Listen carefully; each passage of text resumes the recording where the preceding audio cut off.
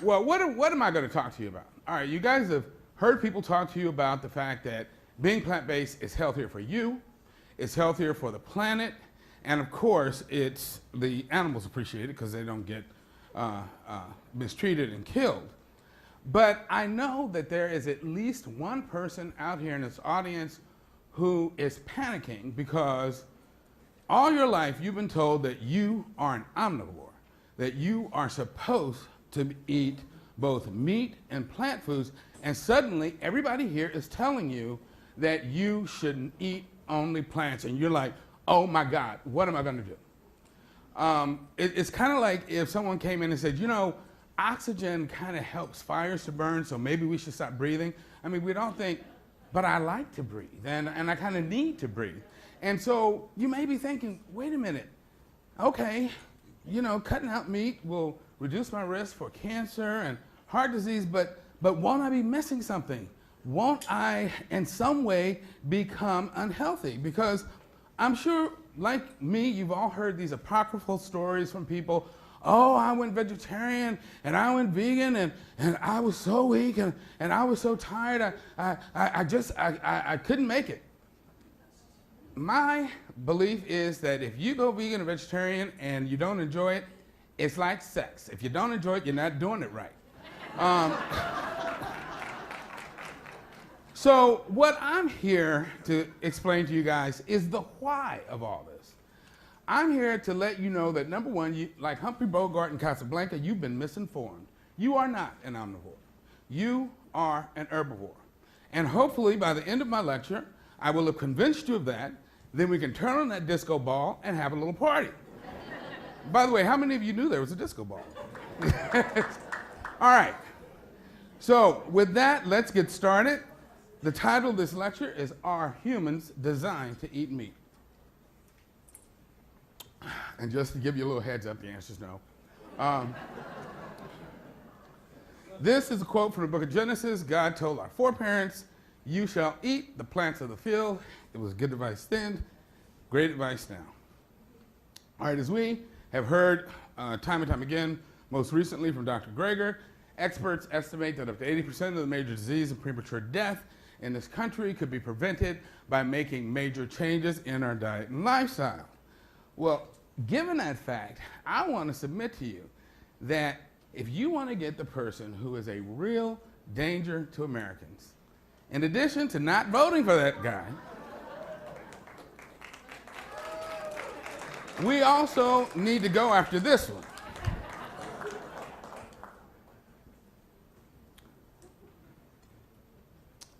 All right, so how are we going to tackle this question of what we should be eating? Well, what we're going to do is we're going to look at mammalian carnivores, animals designed to eat meat. We're going to look at mammalian herbivores, those that are designed to eat plant foods. And then we're going to look at humans and see who we most closely resemble. And the reason this word metrics is up here is because one overriding theme I want you guys to keep in your mind is the idea of energy cost. The energy cost of procuring the food that you eat. Because clearly, in nature, if you expend more energy either looking for or procuring food that you can extract from that food, you don't survive. You starve to death. You die. And many of these ridiculous theories that people have put out about how humans somehow survived on hunting don't add up. The metrics don't work. It would require so much energy trying to hunt and find these animals that we would always be in an energy deficit and we wouldn't survive. That is in the absence of course, modern guns and this sort of thing. So, clearly, animals that are designed to eat this stuff have a very different issue to confront than animals that are designed to eat the other guys. The stuff on your left is anchored in the ground. It doesn't kick you. It doesn't spit at you. It doesn't try to stab you.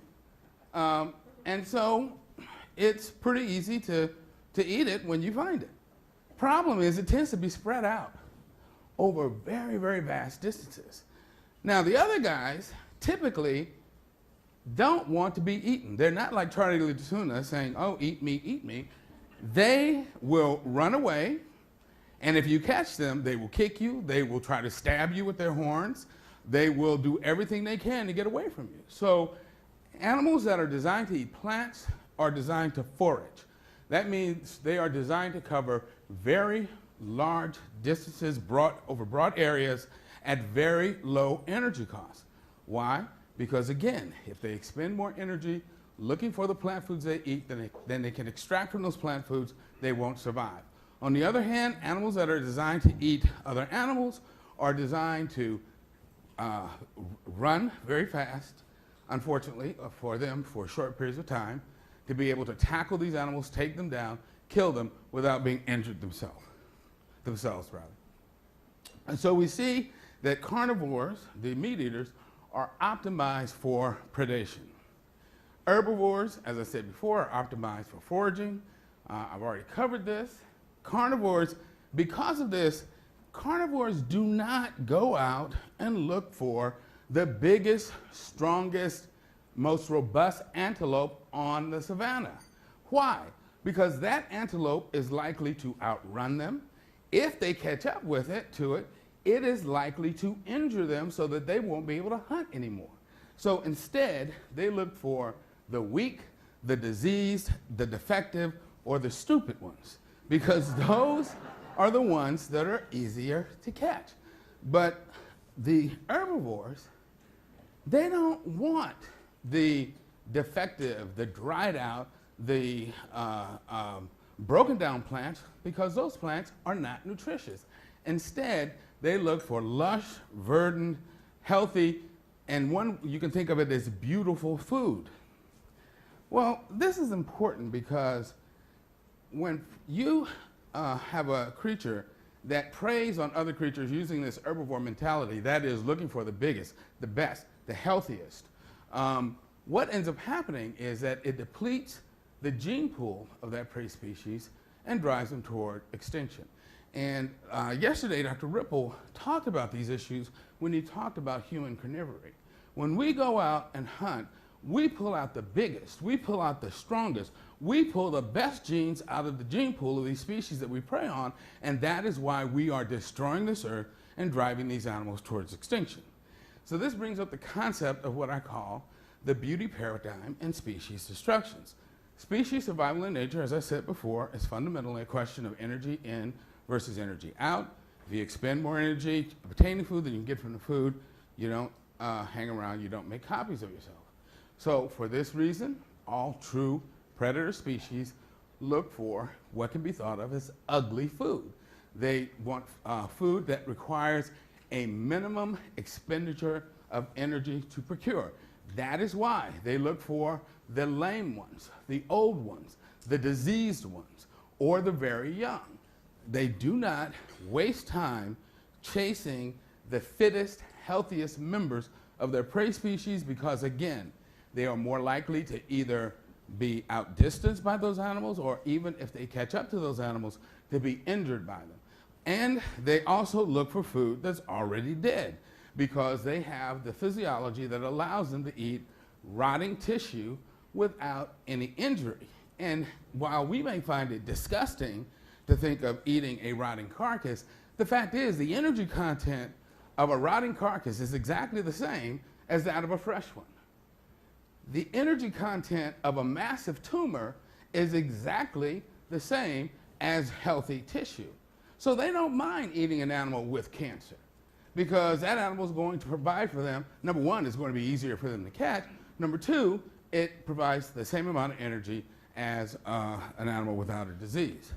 And again, behaving in this manner means that they strengthen the gene pool of the species that they prey on by weeding out those that are less fit. As I said before, the herbivores seek the beautiful plants because those are the ones that are most nutritious.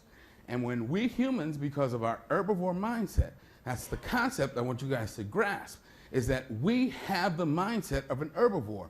We want food that is beautiful, that is robust, because we equate those qualities with health. But when we use that mindset to hunt other animals, we end up destroying the earth.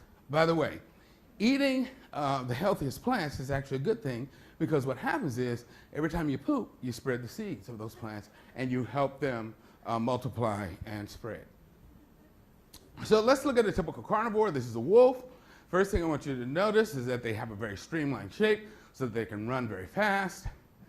They have an armored front, meaning that when you look at their chest and shoulders, their shoulders are heavily padded. Their chest is enclosed in their rib cage, so that as they're running up behind an animal, if that animal tries to kick them, it's likely to kick them on the padded shoulders, or maybe kick them in the chest, where they're protected by their breastbone and their ribs. The most vulnerable parts of this animal, the unprotected abdomen and the gonads, are all the way at the back, where they're the most protected from injury. They have a very thick, muscular, sturdy neck, forward deployed weapons. If you've ever looked into the face of a snarling dog, you know exactly what I mean. Their top speed is roughly about, except for the cheetah, which is an extreme example, about 35 miles an hour, and that enables them to ambush and capture the sick, the injured, and the unwary. They have what's called a digitigrade stance.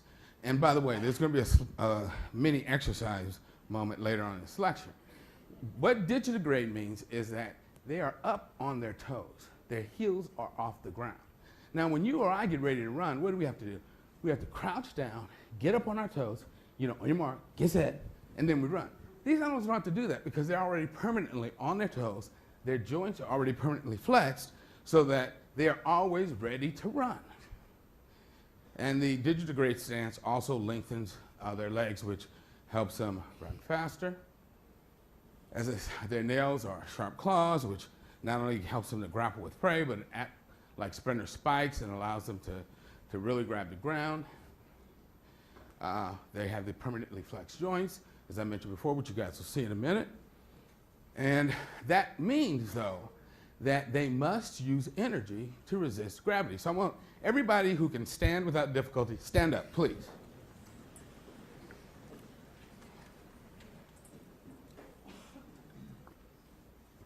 Okay, now as you guys are standing here, straight, standing up, anybody having any problems? All right, now what I want you guys to do is crouch down like this and stay that way.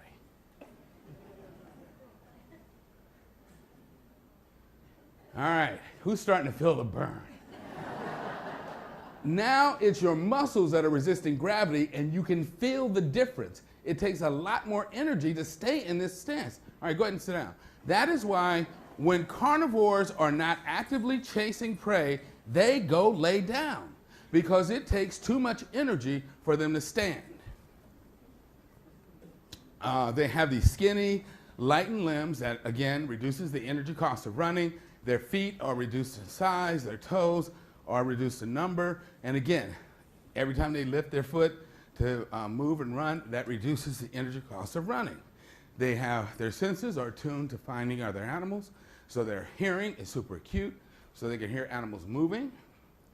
Their ears will swirl around like little radar dishes, so they can help locate prey. Their eyesight is optimized for night vision.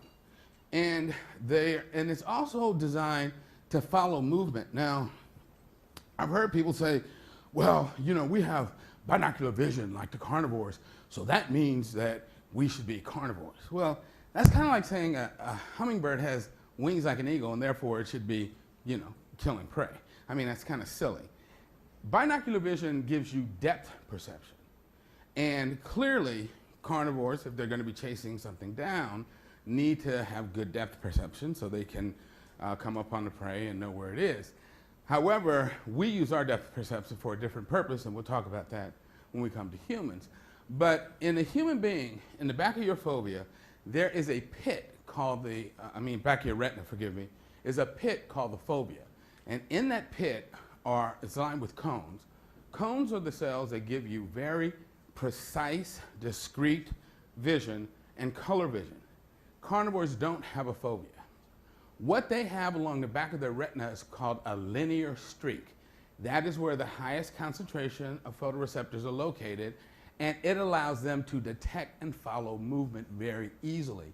That is why if you drag something in front of a carnivore, like a cat or dog, they are duty-bound to chase it, because it's moving across that linear streak and their brain tells them, run after it, chase it. Their night vision is more than 6 times better than ours. They have permanent night vision goggles, but it has very low resolution. That is why they hunt primarily at night. Now, you would know this from watching nature shows like I do, because these people spend months and months and months sort of to get a few feet of film showing hunting during the daytime, but the vast majority of hunting occurs at night. Why? Because prey animals are asleep. And if you can sneak up on a sleeping animal, it's going to require less energy to get that animal.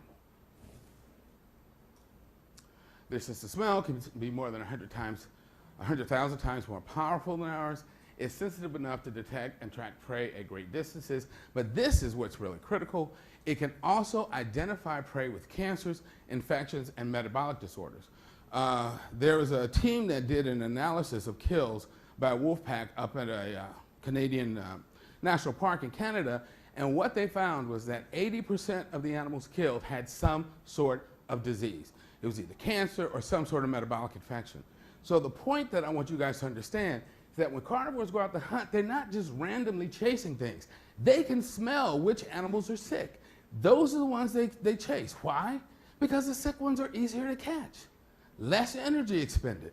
We are actually learning to use this ability of carnivores to detect cancer by training them to detect people with melanoma recurrences, with colon cancer recurrences, and their noses are sensitive enough that they can detect tumors well before they would show up on a CAT scan.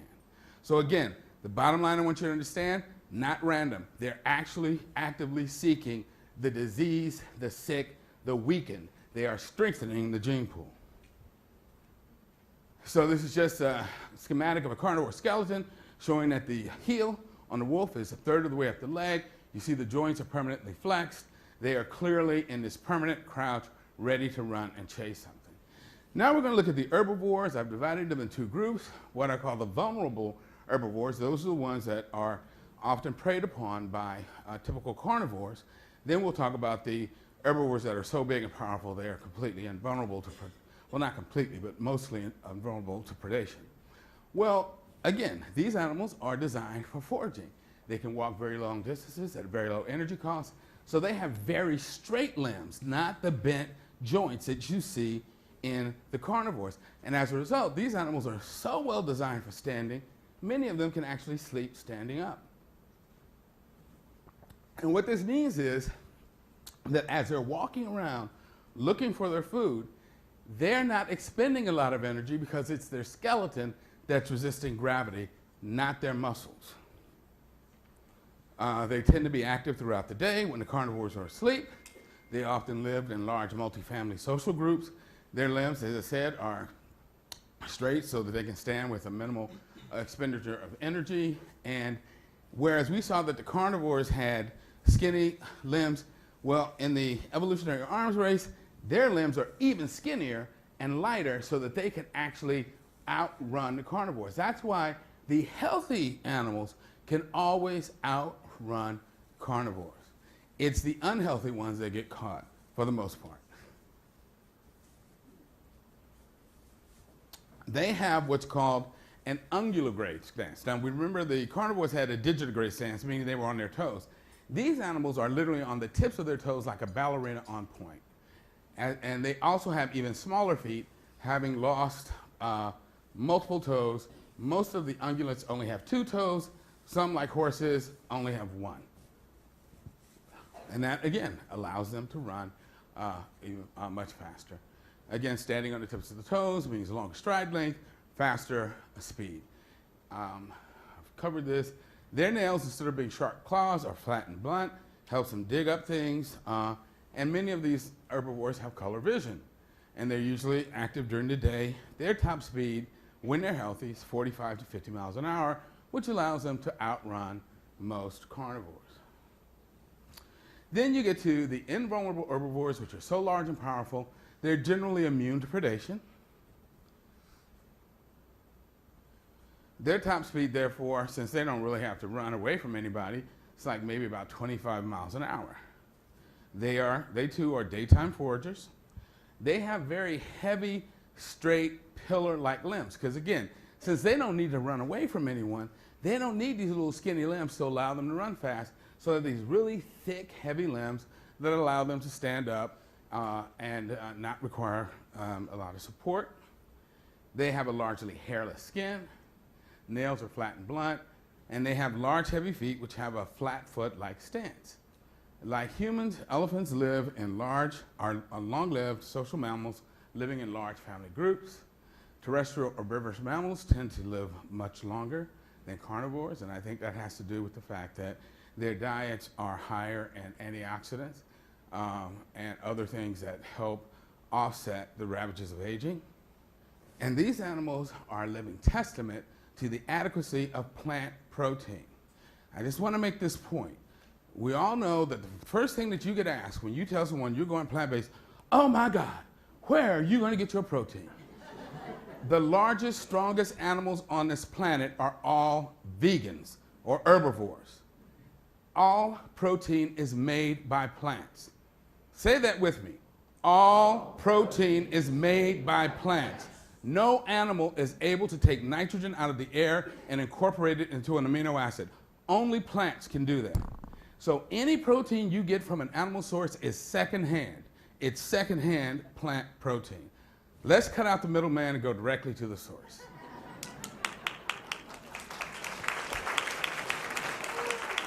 Okay, this is just a cartoon showing, drawing a scale showing the differences in limb structure. You can see in the carnivore, the cat, the bent limbs, in the elephant, the very straight limbs. All right, let's talk about the energy cost of locomotion. For quadrupeds, you see that when you graph walking speed versus energy utilization, you get a straight line. Faster they walk, the more energy they use. It's very different for humans. When you graph walking speed in humans versus energy expenditure over a wide range of speeds, of walking speeds, we actually use less energy than would be predicted for an animal our size. So, in other words, we are the consummate foragers. Many people have debated why humans ultimately adopted an upright stance. It's because it made us extremely efficient foragers. And why is that?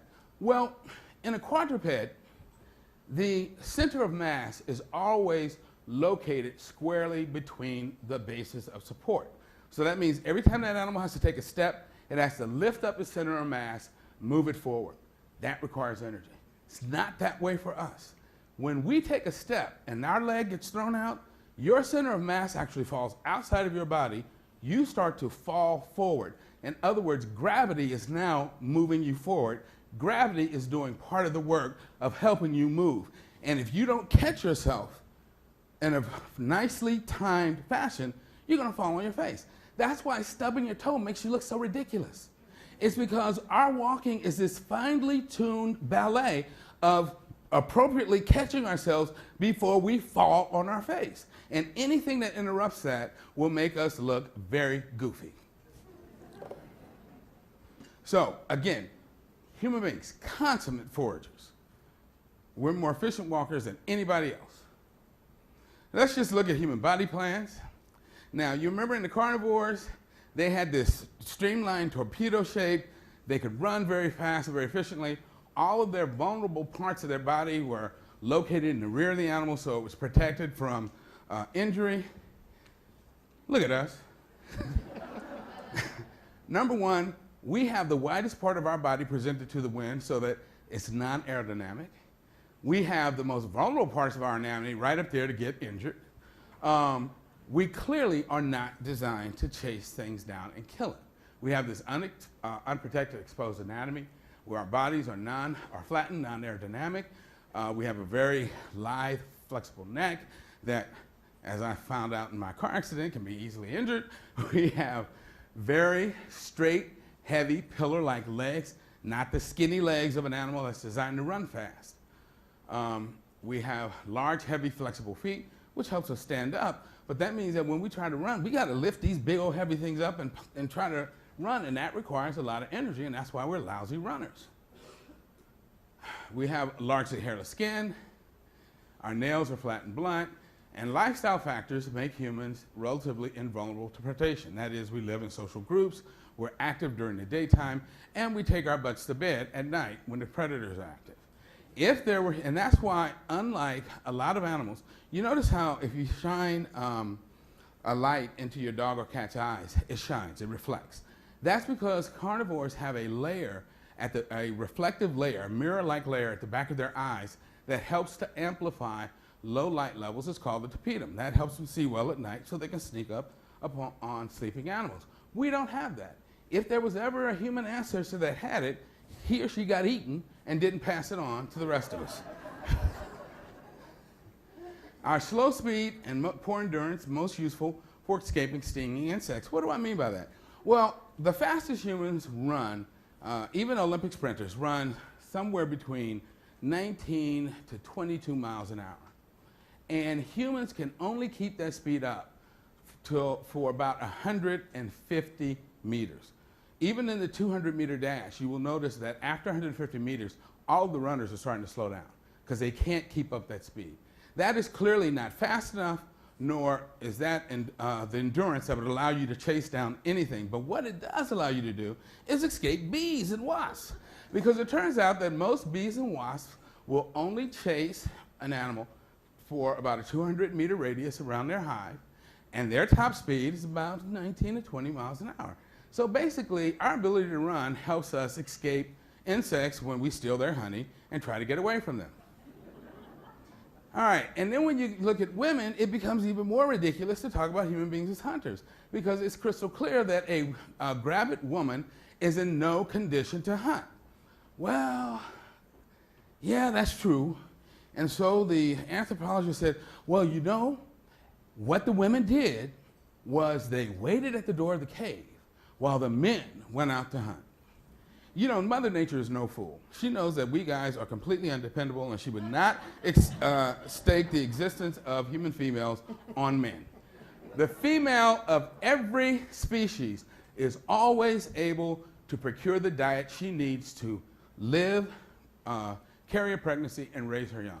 Every single species. There is no species on Earth where the female of that species is unable to procure the diet she needs to live, carry a pregnancy, or feed her young.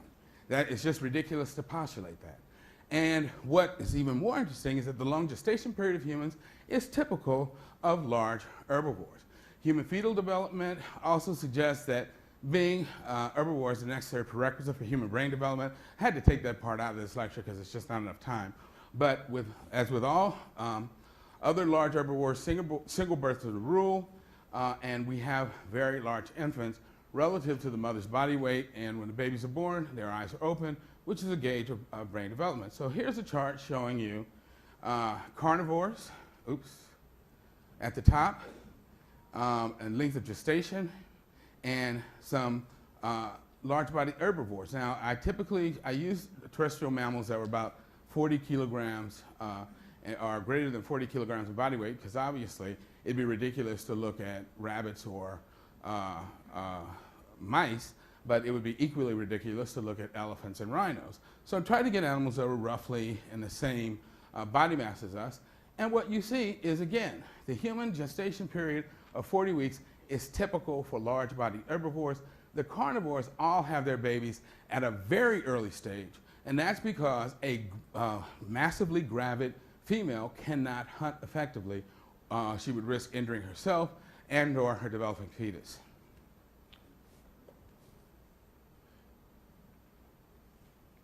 These contrasts become even more stark when you look at the neonate's body weight as a percentage of the mother's body weight. Again, carnivores have tiny little babies, and they typically have litters, whereas in the herbivores, they have large babies that are a much bigger percentage of the mother's body weight, and they tend to have either one or two babies. Carnivore infants are born with their eyes closed because effectively they complete their development outside the womb. And just a word on milk composition. When you look at the milks of carnivores, this is divided by total solids, percent fat, percent protein, and lactose. You see that the carnivores have a lot more solids, a higher percentage of fat, and a much higher percentage of protein. Why? Because their babies grow very, very rapidly. You only need high protein milk if your baby's growing rapidly. Down at the bottom, I put cows and humans to show you why you should not feed your baby cow's milk. And what you see, again, typically carnivore milk contains more than 1.5 to 2 times more solids than herbivore milk. They have 2 to 4 times the protein and up to 10 times the amount of fat. What I want to show you about cow's milk is that cow's milk contains almost 3 times as much protein as human milk. Why? Because calves grow much faster than human babies. Bovine proteins are qualitatively very different from human proteins, and also the fat that's in cow's milk. Cow's milk has more fat than human milk. The fat is roughly the same. The protein is different. But the lactulose is very interesting. You notice that humans have more lactose than cow's milk. Lactose is milk sugar. Why should that be? That's because a human infant's brain, relative to its body size, is much bigger than a calf's brain. And the brain uses only glucose for its metabolism. So our babies need more sugar, but they don't need all that protein. And even though the percentage of fat is roughly equivalent, it's very different kinds of fat. The fat in cow's milk is highly saturated, which is why you can make butter and ice cream from it, but you cannot milk a woman and make butter and ice cream from her milk. All right, let's move on to the head neck region. As you can see, carnivores have a very wide mouth gape, so they can run up, grab something, and start to rip it apart. The temporalis muscle, which is a muscle that sits on the top of the head, is the primary muscle operating the jaw. Teeth are designed for ripping and tearing. They don't chew their food. Their jaw has minimal side-to-side motion. Their saliva has no enzyme. So again, key, they don't chew. They rip off a hunk of flesh, swallow it whole. If the animal is small enough, they'll simply swallow the entire animal. When you look at bite forces, here's a picture of the jaw. You can see that the jaw joint in carnivores is on the same plane as the teeth. They have these giant canine teeth, and the molars are blade-shaped, and you see that the upper molars slide completely past the molars in the lower jaw to give you a nice slicing motion. So their jaws act like a pair of shears when they close. The teeth slide past each other in a nice cutting motion. This area called the angle of the mandible, which is where muscles called masseter and pterygoids attach, is very reduced in these animals because they don't play any part or a minimal part in the operation of carnivore jaws. Again, they have very strong bite forces. Estimations, dogs can do 300 to 450 pounds per square inch. Wolves are greater than 500. A jaguar can do 700. Lions and tigers, 800 to 900. Hyenas greater than 1,000. And by contrast, we have a puny 150 pounds per square inch. So it's good enough to crack a nut, but not a bone. Now, when you look at the herbivores, very different. Instead of that reduced facial musculature, very well-developed facial muscles. Very small opening into the oral cavity, and this area called the angle of the mandible is nice and expanded because the muscles that attach here, on the outside, it's called the masseter. On the inside, it's called the pterygoids. Those are the primary muscles operating the jaw in herbivores. This area at the top is very small. That's where the temporalis attaches, does very little in herbivores. This is a sheep showing the same thing. The other important thing, instead of the jaw joint being on the same plane as the cheek teeth, it has moved to a position above the plane of the cheek teeth so that the lower jaw has an L shape. And that allows that lower jaw to be much more mobile so that they can develop the grinding motions of chewing. This type of jaw structure is believed to have evolved more than 15 times. The lower jaw has pronounced side-to-side motion, can move backwards and forwards to give you those grinding actions of chewing. And in some herbivores, the saliva has an enzyme called salivary amylase, which digests carbohydrate. When you look at the cheek teeth, again, you have these teeth that are like little steak knives, whereas in the herbivores, they are flattened and made for grinding. When you actually look at jaw motion, what you see is that when a carnivore closes its jaw, the teeth slide past each other in a vertical motion, In the herbivores, the teeth slide across each other in a horizontal motion. I'll let you figure out what your jaw does. Because the herbivores have well-developed facial muscles, they can do something carnivores can't do. They can create a vacuum. That's why they can suck up water, and carnivores have to lap it up.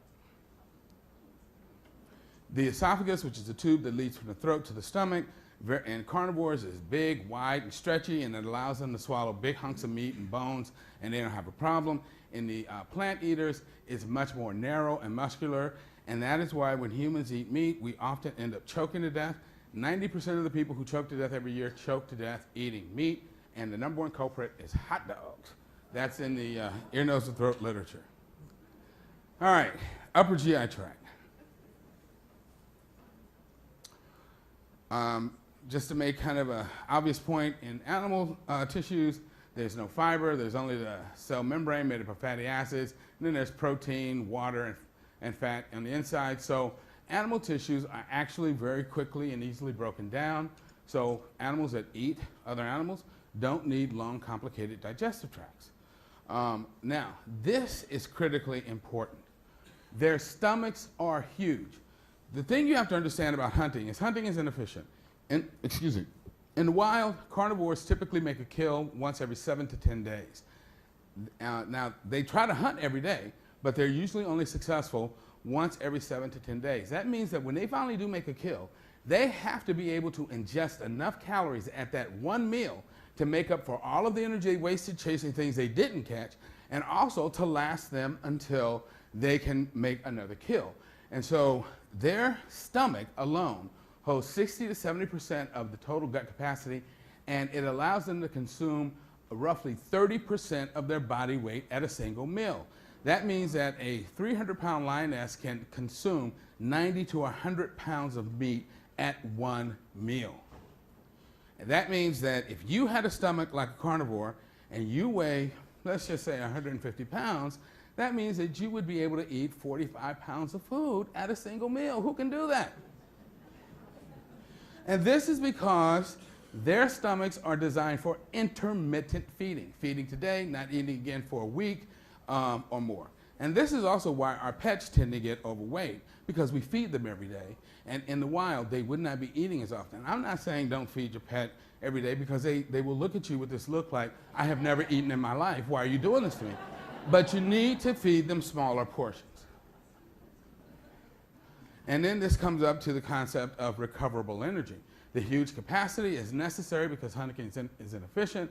It means that they have to, as I said before, be able to extract enough energy to make up for what they didn't catch and last until they can make another kill. This means that a 50-kilogram wolf can eat up to 21,000 calories at a single meal. If you tried to do that, it would kill you. Again, enough energy to recover what they wasted and last them until they can make another kill. And because they can eat rotting tissue, that means if they can guard that carcass and keep other animals from stealing it, they can extract additional energy from it. Their small intestine, which is where the actual absorption is done, is very short. It's only 3 to 4 times the body length. It's mainly lined with protein and fat digesting enzymes. And they can actually go for long periods without eating and still not have a problem eating a large meal and ingesting it. We can't. There were some tragic instances at the end of World War II when the death camps were liberated. They saw these starving people. The GI started giving them all kind of food. They ate it, and many of them went into shock and died. And that's because their digestive tract was no longer mature. They were not able to keep fluid in their bloodstream. It all went into their GI tract. They developed massive diarrhea, circulatory collapse, and died. Carnivores don't have that problem. Bears can not eat for 6 months, get up, find a dead carcass, gorge themselves, and they're just fine. And this is just a picture showing the typical appearance: large stomach, short small intestine, short large intestine. All right, now to make an obvious point, plants don't have bones. Therefore, they use fiber to stiffen their tissues and resist the force of gravity.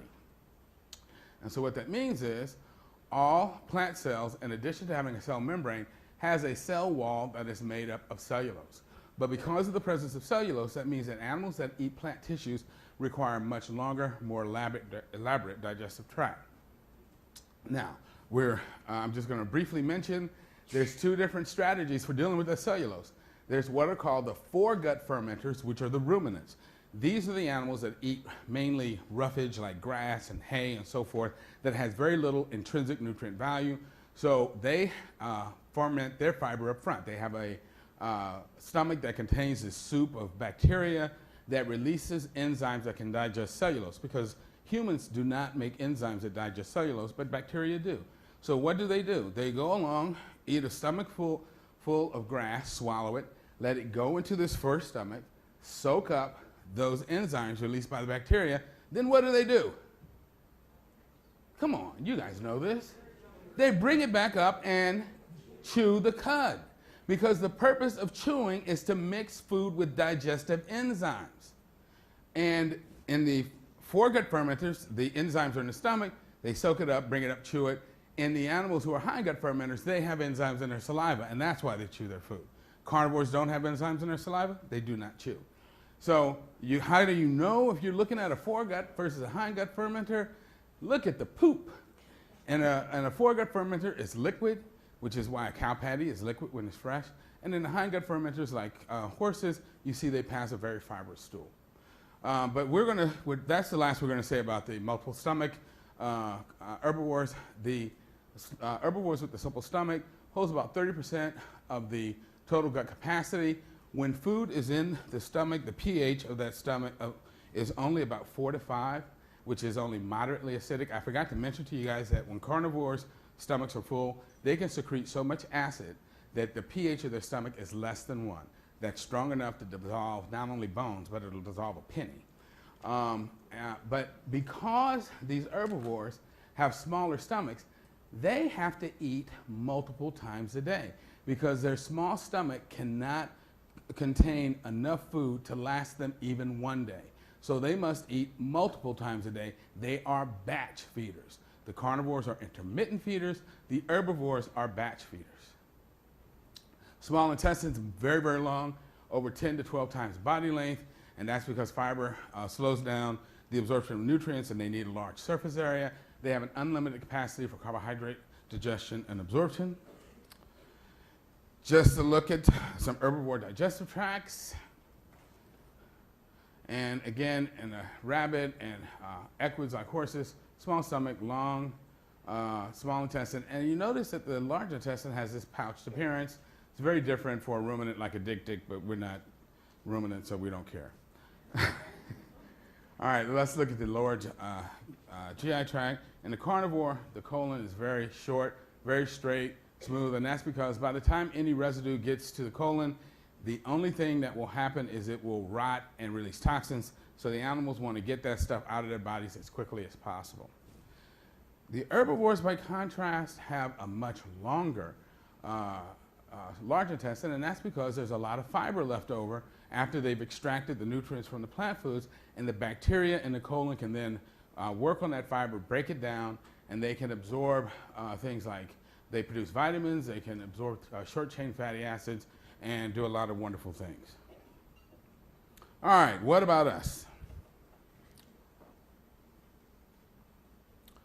Well, when you look at human teeth, you see we have, instead of short peg-like teeth and long canines, we have these blunt, flat, spade-like incisors that are wonderful for peeling fruit, but lousy for trying to bite into an animal carcass. And even though we have canine teeth, they are small, reduced in size and shape, and act like accessory incisors as opposed to actual canines for killing something. You can see that our jaw joint has moved to a position above the plane of the teeth. We have the typical L-shaped jaw of the herbivore. I want you, everybody, put your hand right here and bite down. You feel that muscle that's popping out? That's your masseter. The pterygoids are on the inside. They hold the lower jaw in a sling-like arrangement, move it side to side to help you grind up your food. This is just a comparison of jaws. It's very easy to see who we're like. We are nothing like the carnivore here. We have the typical jaw structure of an herbivore. And you notice that even horses have small canines. So the idea that just because you have canines, you're supposed to eat meat is ludicrous. And again, in both the herbivores, the temporalis is very reduced, whereas in the carnivores, it's a gigantic muscle. We have a very walled-in oral cavity, which allows us to chew our food very well, develop a vacuum, suck up water, use a straw, and we have these nice fleshy lips, which I know you all thought the purpose was for kissing, but it's actually to help you move food into your mouth. Kissing is just a fringe benefit. Again, this is a view of the oral cavity from the inside. You can see the pterygoids on the inside, masseter on the outside. And we have a large salivary gland right behind the ear, or in front of the ear, called the parotid gland, that manufactures an enzyme called salivary amylase. And when you chew your food thoroughly, most of the carbohydrate digestion is actually due to the enzyme in your saliva, not the enzymes in your that come from your pancreas. The tongue is thick and muscular, helps us in chewing our food, also aids in speech.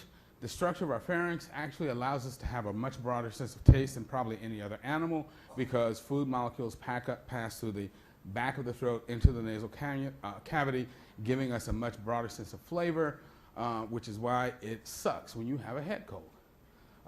As I said before, our esophagus is very narrow, muscular. It's designed to handle very small balls of thoroughly chewed food. And people who eat a lot of meat tend to get what's called gastroesophageal reflux disease, which, if untreated, can lead to esophageal cancer. Human stomach holds about 20 to 25% of your GI capacity, only moderately acidic with food, and is designed, again, for batch feeding. Unless you are eating pure olive oil, you cannot consume enough calories at one meal to last you even a single day, let alone 10 days.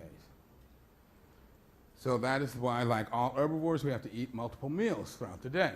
And because the small capacity of our stomach and our inability to eat carrion, hunting is much less efficient for us. Because if you go around chasing something, trying to kill it, and finally succeed after 10 days in killing something, you can't even consume enough calories at that one meal to replace what you've just expended trying to hunt. Furthermore, once that carcass starts to rot, you're done. So hunting for us, the metrics don't add up.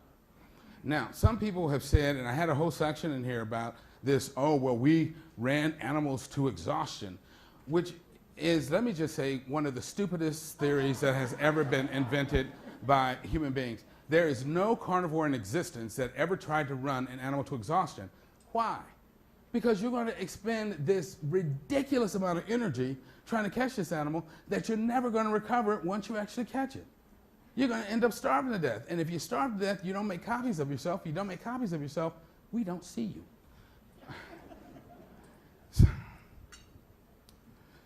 All right. So this is why, in the absence of large-scale preservation methods, hunting was simply not an efficient way of obtaining food for Stone Age humans. Now, this is different in temperate areas where it gets very cold, it gets freezing, you can kill something and preserve it. But in equatorial regions where humans are believed to have developed, just is not a good way of trying to obtain food. And that's why plant-eating locusts were considered a plague and not a food bonanza. All right, when you look at our small intestine, human small intestine is typically 25 to 30 feet long. Now, remember I said that the small intestine in herbivores was 10 to 12 times the body length, right? So if I'm telling you that a 6-foot man has a small intestine that's, say, 30 to 35 feet long, is that 10 to 12 times his body length? Yes, it is. Your body length is not measured head to toe, it's measured head to tailbone. Your torso length is 2.5 to 3 feet. You have the classic dimensions of a plant eater.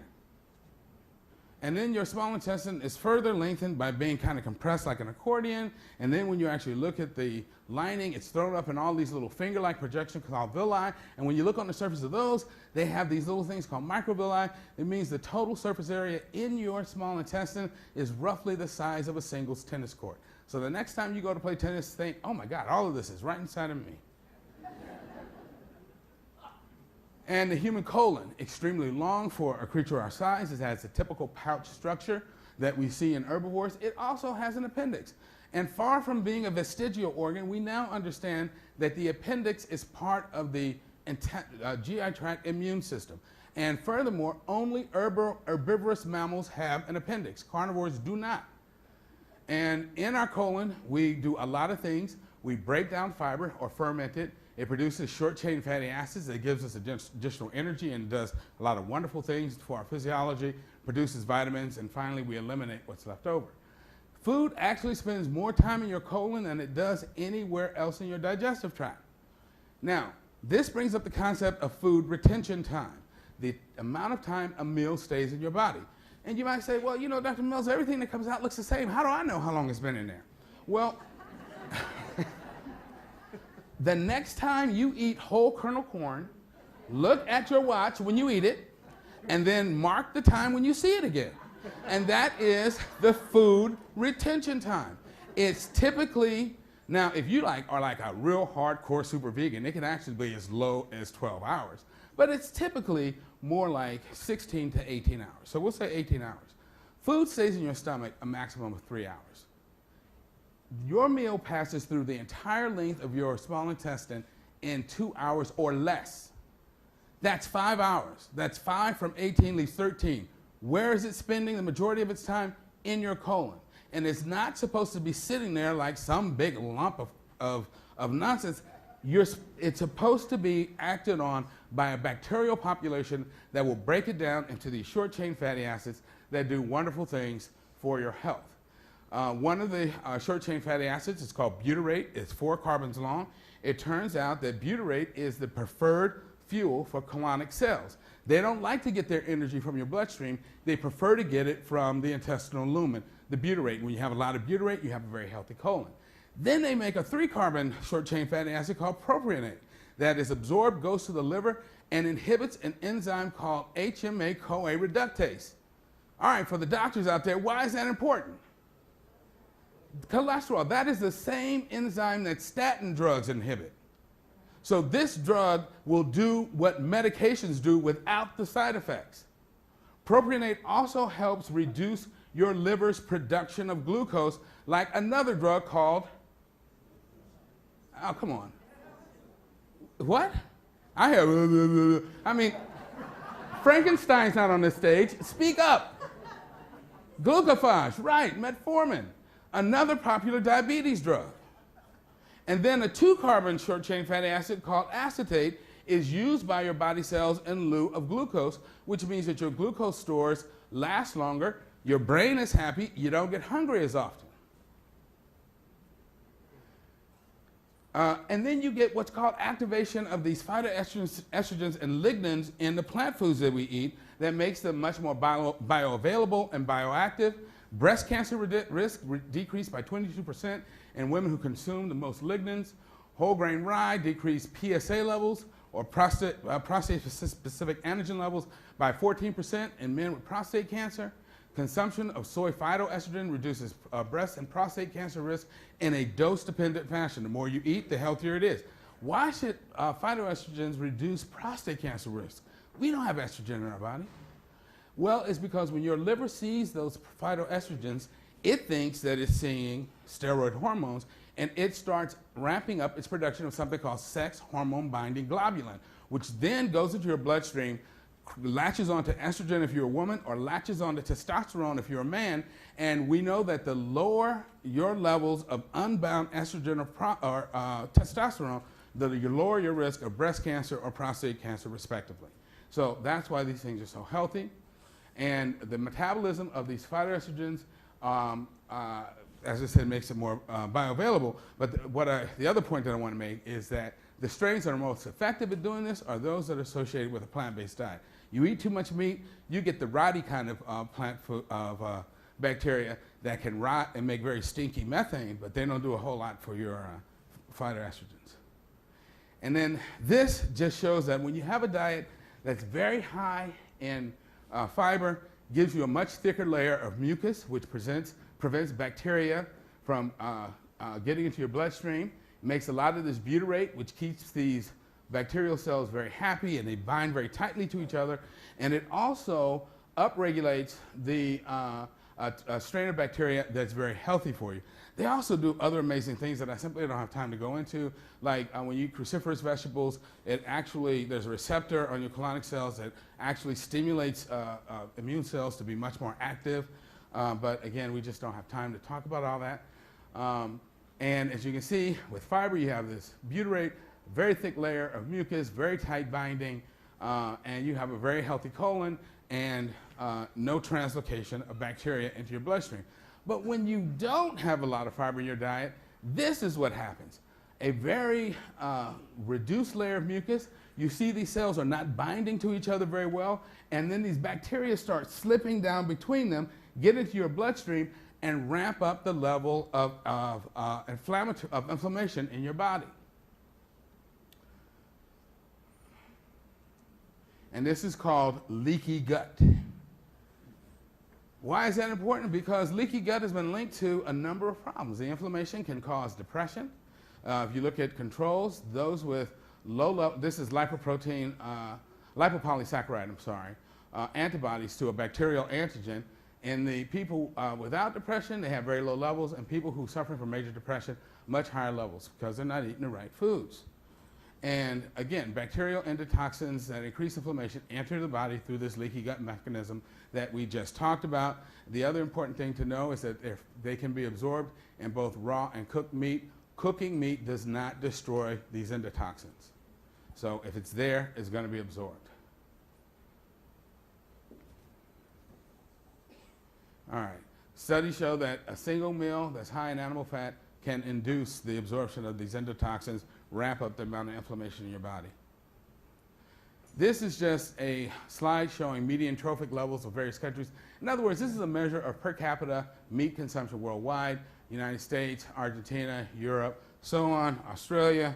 Why is that important? Because when you look at meat consumption graphed versus the incidence of Alzheimer's, what you see is that in those countries with increasing consumption of meat, they have the highest levels of Alzheimer's. As people become more plant-based, they have lower levels of Alzheimer's. Again, I'm rushing because I'm trying to get through all this, folks. And this is just showing inflammation and dementia. Again, the higher the level of inflammation, the greater the problems with dementia. If you guys kind of tap into the film, you'll be able to read all the information on these slides when you review later on. So our digestive system is designed to quickly absorb and extract all of the readily available nutrients in the small intestine, pass the fiber on to the colon, where it's fermented into a lot of wonderful compounds that improve our physiology. Bottom line, fiber fermentation is essential for normal physiology, optimal health and brain function, and brain protection. Your colon is not just a big storage organ for stool. It is a major organ of digestion. It is where your meal will spend the most of its time, and you need to provide it with the substrates, the bacterial population they need to do the job that they're meant to do for us. All right, quick note on physiology. Do carnivores worry about fat and cholesterol? Of course they don't. Dogs and other carnivores will not develop heart disease no matter how much fat and cholesterol you feed them. They don't develop gallstones because their bile is so strong it will dissolve gallstones. That is unfortunately why bear bile is prized in Chinese medicine, because if you drink bear bile, it will actually be concentrated by your liver in your own gallbladder. And if you have gallstones, that bear bile is so strong it will dissolve those gallstones. Now, we have medicines that do the same thing now, so you don't need to kill bears. And if you eat the right foods, you won't get the gallstones in the first place. Carnivores can detoxify preformed vitamin A. They manufacture their own vitamin C. They can concentrate their urine up to 2.5 times more than we can, which means that they don't get all dehydrated when they eat high-protein diets. And they can also metabolize this excess animal protein without damaging their bones. That may seem like they've got us beat out of the block, but we can do some nice things that they can't do. We have enzymes in our saliva that digest carbohydrates. We can absorb, we have essentially an unlimited capacity for carbohydrate absorption. As I said, we have, herbivores have an appendix. Although we cannot detoxify preformed vitamin A, we can take beta carotene and convert it into vitamin A. Carnivores can't do that. So you see, if you eat enough colorful vegetables, you'll never be vitamin A deficient because your body will convert as much beta carotene as it needs into vitamin A to keep you replete. The excess is stored in your skin. Why? Because it acts like a natural sunscreen. That is why these plants make these pigments. That's why they have these colors. It protects them from sun damage. And when you eat the plants, you get the same type of protection. These pigments are stored in your skin where they help protect your skin from sun damage. We can detoxify a wide range of plant alkaloids, which is why we can take aspirin and stuff like that and not get sick. But we require a dietary source of vitamin C, but if you're eating plant foods, you're cool. We cannot eat rotting flesh, and we easily develop heart disease if we eat a diet high in fat and cholesterol. Just a quick point that I want to make about calcium, because people, if I don't eat dairy foods, where am I going to get my calcium? First of all, cows don't drink milk. They have plenty of calcium in their milk. And why is that? That's because calcium is found in all green leafy plant foods. Now, the reason I got this moose up here is because we've all seen a picture of an adult moose, right? That rack of antler weighs about 85 pounds and is made out of solid bone. And the moose grows those antlers in a span of about 3 months, eating nothing but green leafy plant foods. Who's 6 foot tall in here? All right, this gentleman. If I took you, flayed all the skin off your bones and your body and boiled you down till I had nothing but your bones, your entire skeleton only weighs about 35 pounds. Took you probably 25 years to grow that. A moose can grow 85 pounds of bone in 3 months eating plant foods. You do not need dairy foods. All right, just again, quick word about epigenetics, because people have been talking about this concept of epigenetics. Epigenetics literally means above the genome. And what we have come to discover is that eating plant foods actually modifies the proteins that surround our DNA in ways that help regulate the function of our genes. It turns off cancer-causing genes, turns on protective genes. And the other important, so in other words, your diet helps control your DNA. And the reason this is important is because you pass these effects on to your children and grandchildren. As I said, all DNA is coded by these histone proteins.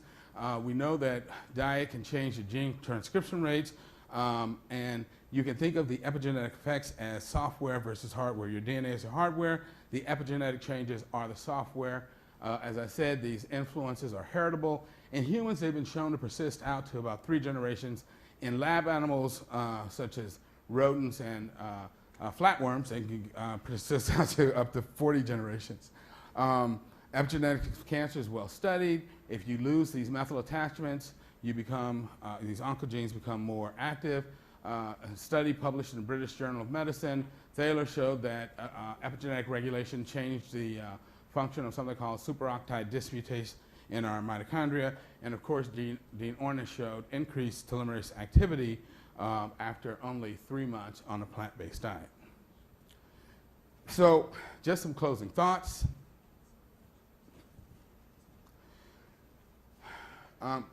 My feeling is that in a lot of cases, we have abdicated responsibility for our health and that of our children by allowing profit-driven marketing campaigns to dictate how we eat and feed our families. We gorge ourselves on unhealthy foods, stuff our kids full of these misnamed Happy Meals until they start to look like little pint-sized Michelin men, and then we throw our hands up in despair when they develop asthma, obesity, diabetes, heart disease, cancer, depression, and so on.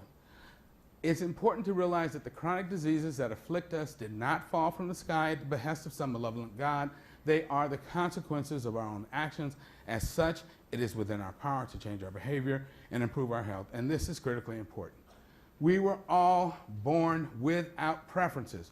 Nobody asked for fried chicken, ice cream, or a pork chop in the delivery room. Everything you think you like, you had to learn to like. And just like you learn to like things that are unhealthy, you can learn to like things that are better for you and don't destroy the planet and don't harm your children. How many people here are married to the first person they fell in love with? Okay, a few, but most of us aren't. And think about that first person you fell in love with. There was a time you thought you couldn't live without that person. And then they did something or said something stupid, and you're like, what am I doing? In my case, she used to leave her shoes in the middle of the floor. But the point is, just like you learn to love someone else, you can learn to love something else when it comes to your diet. And once you love something, you love it. And we have to do this not only for our own benefit, but for the health and well-being of our children and for the benefit of the planet and its other inhabitants. Now, last thought. In the Bible, the story is told of Naaman, who was a Syrian captain, a captain of the Syrian army. He had leprosy. And he heard about the prophet Elijah, so he gathered up all these gifts in this big retinue, and he went to Elijah's house, and he basically sent his servant in to say, please come out and cure me. Elijah didn't even bother to step outside. He simply sent the servant back out and told Naaman, go bathe in the River Jordan 7 times, and you'll be cured. When Naaman heard that, he was furious. He's like, I came all this way, and you won't even come out here and talk to me? And then you're going to tell me to go bathe in that muddy river when we got better rivers in Syria? And he was about to storm off, and his servant came near to him and said, my father, if the prophet had bid thee do some great thing, wouldn't you have done it? Well, how much better that he just said, wash and be clean. And when it comes to our health, we are willing to let people crack open our chest, strip veins from our legs, shoot us with radiation, fill us with toxic chemicals in an effort to get our health back, carve out pieces of our internal organ. Isn't it much better to do the simple thing and eat the plant-based foods we're meant to eat in the first place?